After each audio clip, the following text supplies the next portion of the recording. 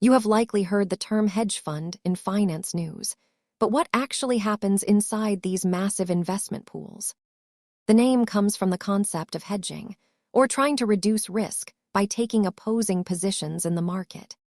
Because they are not regulated like standard mutual funds, they are usually restricted to high net worth individuals and institutions. Managers use aggressive tools like leverage and short selling to seek profits regardless of whether the market goes up or down.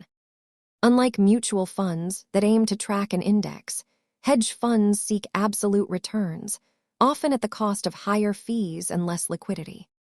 Hedge funds often use a 2 and 20 fee structure, charging a management fee and a significant cut of the investment profits. Ultimately, these funds aim to provide returns that are uncorrelated with the broader market, though this strategy comes with significant risk.